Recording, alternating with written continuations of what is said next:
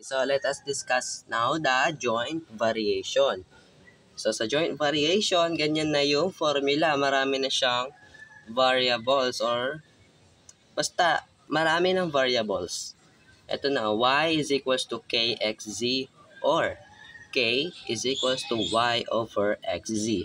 Where k, lagi kong sinasabi na yung k, yan ay ating constant of variation. So let us have an example sa joint variation. Okay, so first example, z varies jointly. So sa joint variation, pag may nakita kayong varies jointly, so ang tinutukoy doon, syempre, joint variation.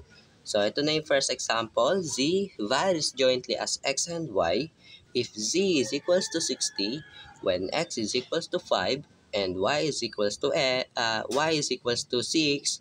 Find z when x is equals to 7 and y is equals to 8. So kung papansin nyo, medyo magulo no? Kasi nga sa joint variation, marami na siyang variables or letters.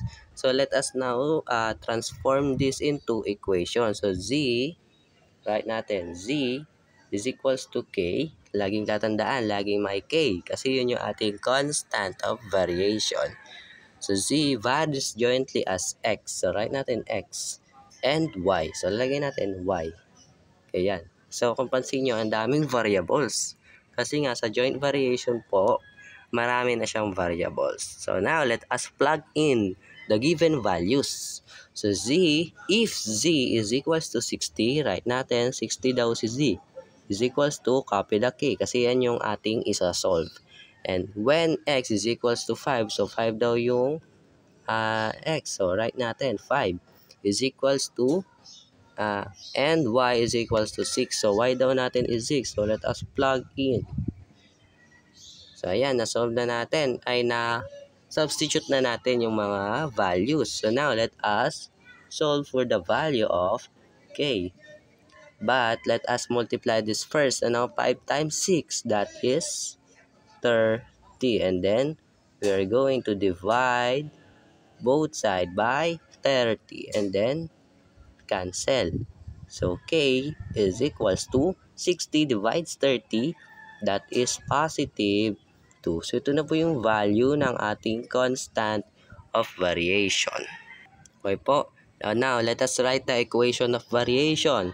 Kakapi lang natin to, yung k lang yung papalitan natin.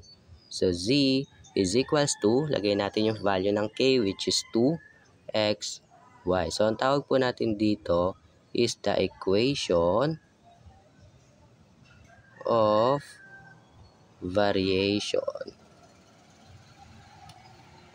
Now, let us find the value of z when x is 7 and y is equals to 8. Nagpalit na. Papalitan na natin yung value ng x and y. So kung kanina yung value ng x is 5 and then yung y is 6, magiging ano na siya, 7 and 8. So let's now find the value of z. So z is equals to value ng k is 2. Sundan lang natin tong equation of variation and then substitute the new values. So x natin is 7. So magiging 7 na daw. And then yung y natin is equals to 8. Now simplify. 2 times 7 times 8. Multiply nyo lang lahat yan. So that is what? 112. So the value of z is 112. Pinag-multiply lang lahat. Okay po. Okay, next example. So, ito, ano yata to? Problem solving using joint variation.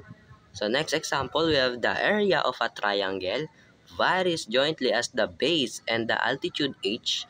So, baka magtaka kayo, bakit yung altitude h? Kasi, yung altitude po yan yung height ng isang triangle. So, pag-uusapan natin yan sa third quarter.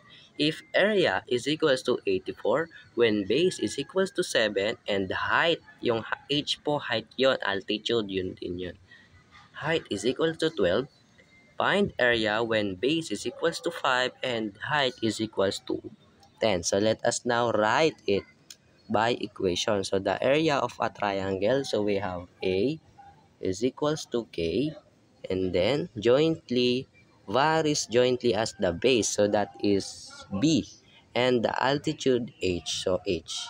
So a is equals to kbh. So now let us plug in all the given values. So if area is equals to 84, so yung area daw natin, which is A, is 84. So let's write 84 is equals to K. Yung B natin, may binigay pang value. So yung base daw natin is 7. So 7 times. Yung height, may binigay bang value? Yes, 12. So now let us simplify or get the value of k. Let us multiply it is first 7 times 12.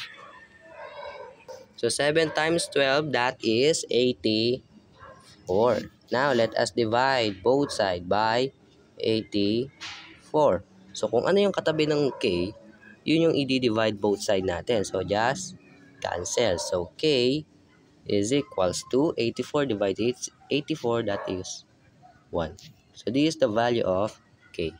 Now let's write the equation of variation.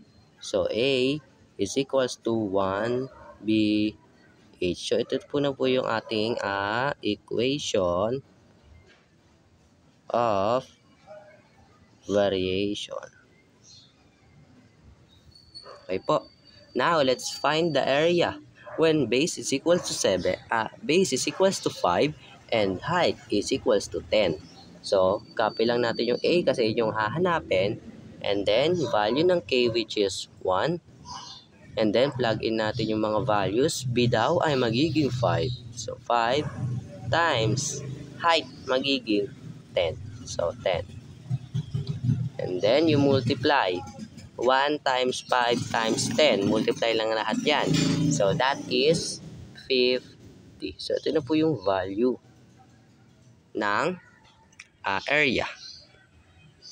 So, ganyan lang po kadali ang joint variation. Ang pinagkaiba lang kasi, marami na siyang letters. So, same lang naman yan sa direct variation. Ang ano lang, maraming ang letters. So, yun, next topic naman na i-upload ko is the combined variation. Ayun na yung last type ng variation. And thank you.